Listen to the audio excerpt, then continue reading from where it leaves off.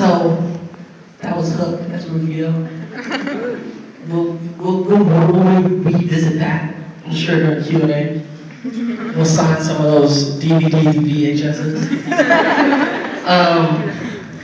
90s, I did a bunch of movies, and then I started doing poetry, and that kind of is what led me into doing voiceover acting. Voiceovers, I never really, you never come to terms with how the business works sometimes. You make all these choices of what you want to happen in your career, and then you're just open, would like for other things to happen, and if something looks cool, just doors open. I always tell young artists and young people, sometimes you have to say yes. Yeah, let's try that. We don't know what's gonna happen. And then I did poetry, and then all of a sudden I did a campaign for Nike, doing some poems, and I did a campaign for Sprite back in the day, through doing poetry.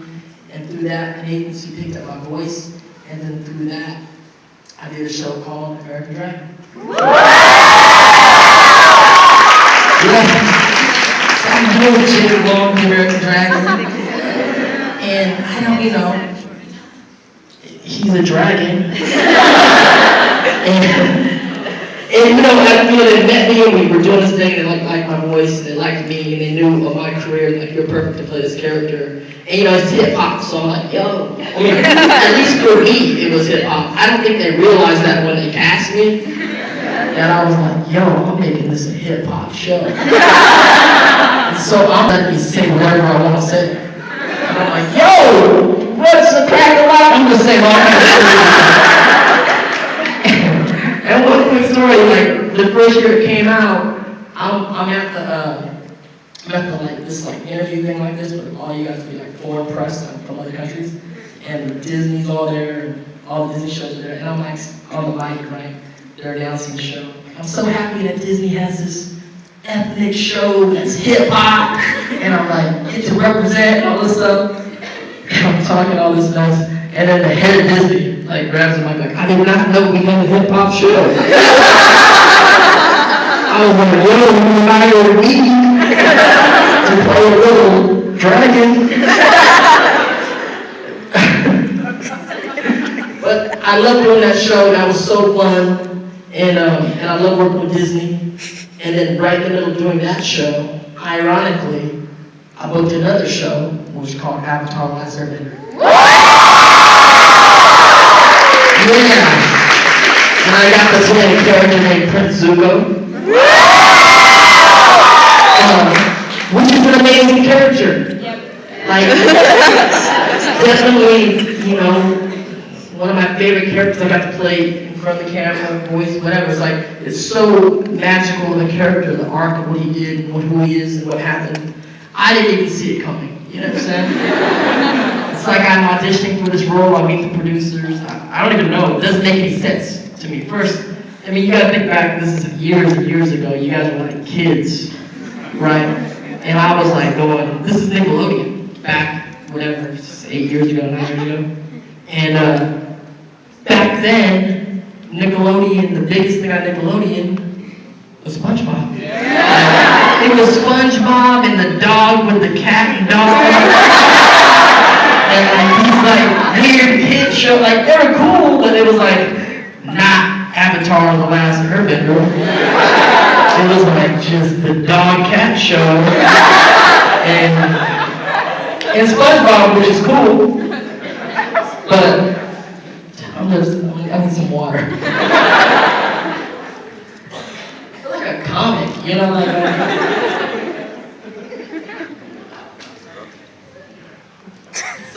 So I'm up in Nickelodeon and big SpongeBob, and I read the sides of the script, and it's this epic Japanese animation. Or not even animation, epic American animation, anime.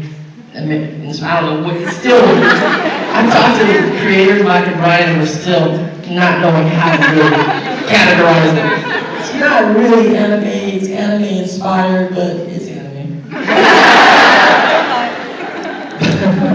Oh, I don't even know what's that yet, right? It's just this epic Asian show after SpongeBob. And the character's like this bad guy named Zuko, and I'm like, Danny Zuko? Like, seriously, I was like, is it Zuko like Danny Zuko? And they're like laughing. And then, so I get this TV show, right? This I get to play this character. And for the first season, it's just a bad guy, right? I'm just running around saying, I must capture the Avatar.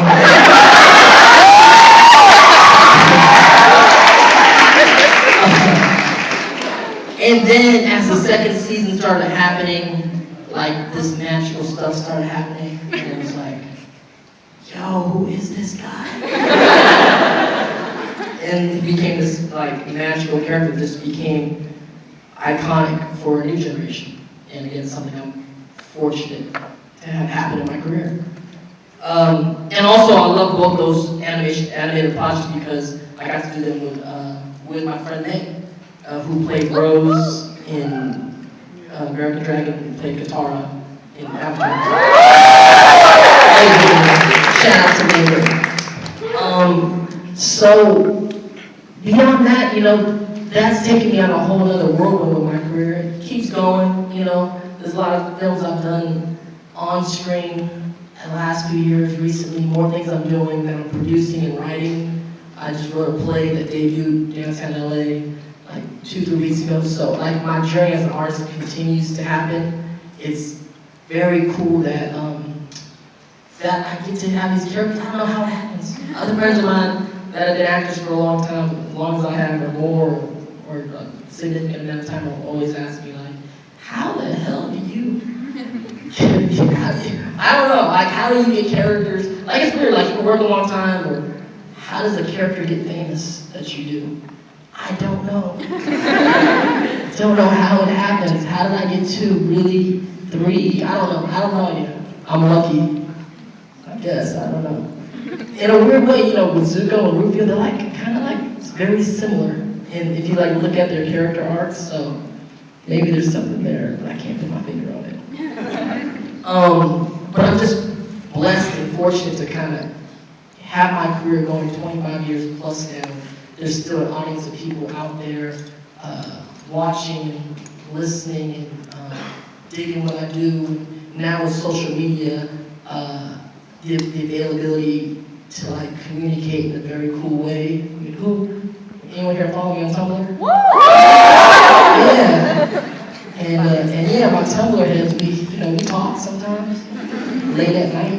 I'm like a late night blogger. Like I'm about to go to bed and I'm watching Sports Center and then I'm like, yo, what are my Tumblr heads doing?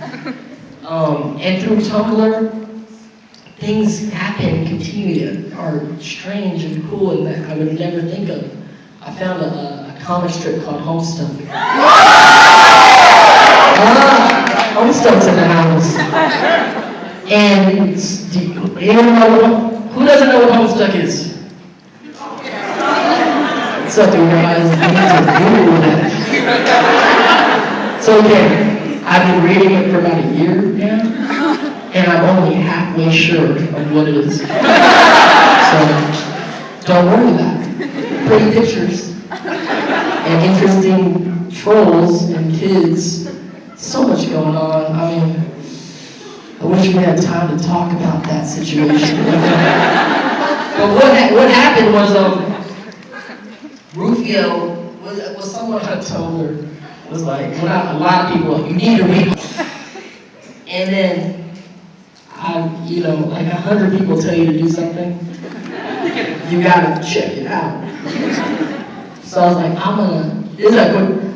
because now like I'm like a different generation, guys, right? And I'm like, yo, I'm not on the internet. I met Kev Jumbo and AJ Raphael, and they were, and I'm doing like stuff with them, right? And they're like, you need to. This is like a few years ago, and they're like, yo, you need to do your Twitter, you need to do all this social media, you need to be online. And I'm like, dude, I'm not online. Because I'm like in my 30s, like, yo, man, that's your guys' thing. I'm not online. And And then I think it was AJ or Ken, I don't remember AJ. He's like, yo, Google yourself. You're online. It's like, if you do not, they're like explaining to me one night in a bar, kind of drunk. If you do not really get online and really cultivate your presence online, you're just leaving it up for anyone to do it, to pretend to be you, or just for fans to create their own thing of you. You should, it's an opportunity to go out there and then really connect with your fan base. And they really talked me into this. And so it was slow, and so I started my Twitter, and then someone on Twitter was like, you need to do Tumblr. And I was like, what's Tumblr? And then this girl, Jean Bean, was like, you need to do Tumblr. You'll get like all these followers. Like, you get 1,000 followers by that. That's what she said. And I'm like, all right, Jean Bean, I'll follow you. And she was right. Like, all of a sudden, like 1,000 followers at night. I'm like, this is crazy. I'm like, what are you guys doing? So I'm on there for like a few days, and then a bunch of people were like, you need to read Homestuck. And I'm like, what is Homestuck? And, I got these pictures of trolls and horns and weird, like, what is this? So I was like, you know what, like, can I swear? I mean, let's go with double here. We're in Neverland, bitches.